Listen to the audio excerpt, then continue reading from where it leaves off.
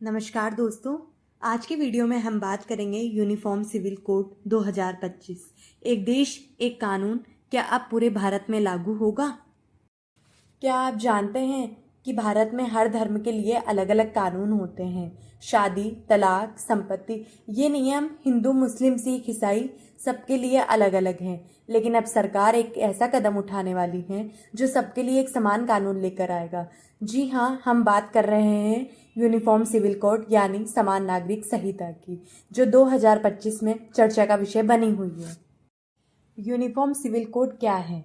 UCC यानी uniform civil code एक ऐसा नागरिक कानून है जो देश के हर नागरिक के लिए एक समान नियम बनाएगा, चाहे उनका धर्म, जाति या समुदाय कुछ भी हो। इसका मतलब है कि शादी, तलाक, संपत्ति के मामलों में सबके लिए एक ही कानून लागू होगा।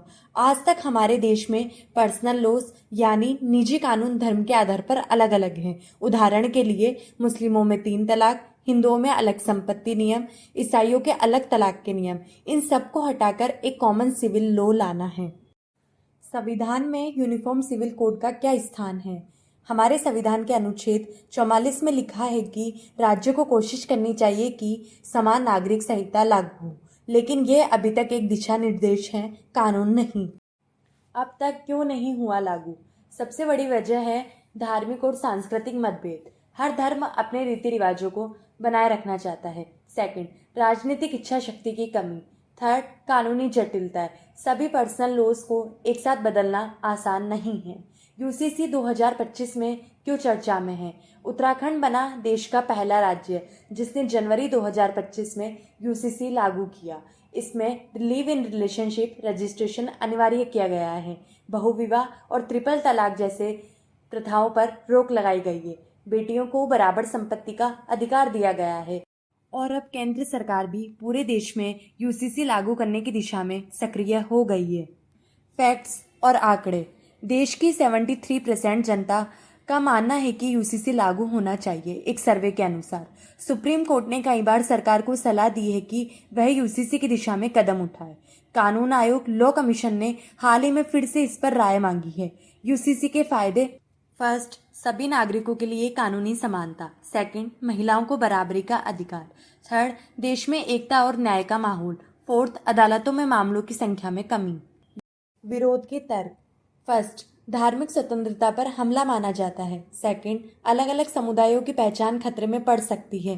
थर्ड, एकता में विविधता की भावनाओं को चोट लग सकती है। क्या पूरे भारत में लागू होगा? 2025 में 2 बड़े बदलाव हुए हैं। फर्स्ट, उत्तराखंड पहला राज्य बन गया है जिसने पूरी तरह से यूनिफॉर्म सिविल कोड लागू किया है। विवाह, तलाक, लिव इन, गोद लेने जैसे मुद्दों पर एक समान नियम। सेकंड, केंद्र सरकार ने लॉ कमीशन से रिपोर्ट मांगी है और अब इसे पूरे भारत में लागू करने की प्रक्रिया तेज हो गई है। अभी केंद्र सरकार ने स्पष्ट रूप से कहा है कि इस पर गंभीरता से विचार हो रहा है। उत्तराखंड के मॉडल को देखकर अन्य राज्य जैसे गुजरात, असम, मणिपुर भी इसमें रुचि दिखा रहे हैं। 2025 में यूसीसी राष्ट्रीय बहस का विषय बन चुका है, लेकिन इसे पूरे देश में लागू करना अभी भी राजनीतिक और कानूनी चुनौती है। निष्कर्ष, आपका क्या कहना है?